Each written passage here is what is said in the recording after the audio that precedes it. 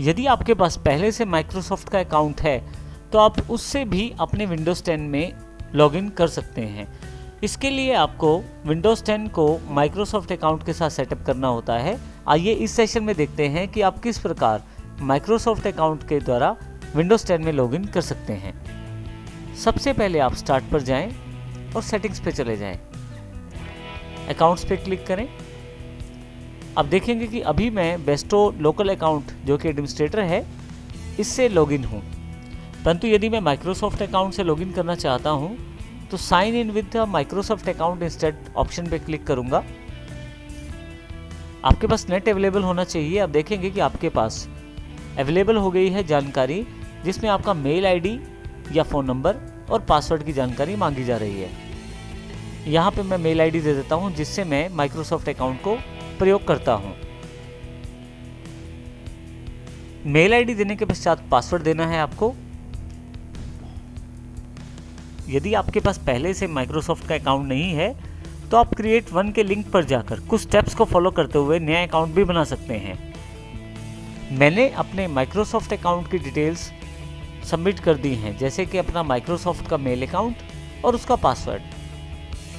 यदि आपके पास माइक्रोसॉफ्ट का अकाउंट पहले से नहीं है तो आप क्रिएट वन से कुछ स्टेप्स को फॉलो करते हुए नया अकाउंट भी बना सकते हैं।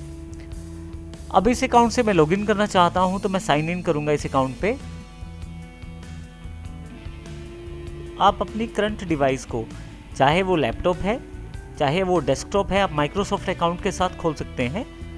उसके लिए आपको जो पासवर्ड देना है वो पासवर्ड आपको यहाँ पे प्रोवाइड करवाना है। यदि आप वो पासवर्ड पहले से प्रयोग करते हैं तो वो पासवर्ड यहाँ दें, अन्यथा आप नेक्स्ट भी कर सकते हैं। जैसे कि मैं पहले से एक पासवर्ड प्रयोग करता हूँ अपने विंडोज़ 10 को ओपन करने के लिए, वो पासवर्ड मैं यहाँ पे दूंगा। जिस पासवर्ड से मैंने लॉगिन किया हुआ है वो पासवर्ड मैंने अप्लाई करवा दिया है। इसके आधार पे कुछ सेटिंग्स मेरे पास अवेलेबल हो जाएंगी। अब जैसे कि यहाँ पे सेटअप अ पिन सेटिंग अवेलेबल हो गई है। आप यहाँ पे पिन को भी डिसाइड कर सकते हैं। पिन एक आसान माध्यम है जिससे आप आसानी से लॉगिन कर सकते हैं और यह एक तरह का पासवर्ड ही है, परंतु यह बहुत ज़्यादा सिक्योर पासवर्ड है। और पिन को सेट करने के लिए मैं सेटअप पिन पे क्लिक कर देता हूँ। जिस पिन से मैं चाहता हूँ अपनी विंडोज़ को लॉगिन करना, वो पिन मैं यहाँ पे सबमिट कर देता हूँ। कंफर्म पिन में भी वही आपको पिन दोबारा डालना है और उसके बाद ओके करना है। जैसे आप ओके करेंगे आपके पास पिन जो है वो डिसाइडेड हो जाएगी। इसके पश्चात आप अपने कंप्यूटर को पिन या पासवर्ड दोनों में से किसी भी माध्यम से आप खोल सकते हैं। यदि आप यहाँ ध्यान दें तो आप देखेंगे कि यहाँ ऊपर की तरफ मेरे अकाउंट का नाम जो कि गुरप्रीत सिंह है, मेरे अकाउंट का टाइप जो कि एडमिनिस्ट्रेटर है, और इसके अतिरिक्त मैं पिक्चर भी डिसाइड कर सकता हूँ इस अकाउंट पे, और फाइनली मैं कैमरे का प्रयोग करते हुए भी पिक्चर का प्रयोग कर सकता हूँ। इस प्रकार मैं अपने अकाउंट को सेटअप कर सकता हूँ अपने विंडोज़ के अंतर्गत। नेक्स्ट टाइम मैं इस मेल आईडी और दिए गए विंडोज़ पासवर्ड से या पिन से मैं इस विंडोज़ को ओपन कर सकता हूँ।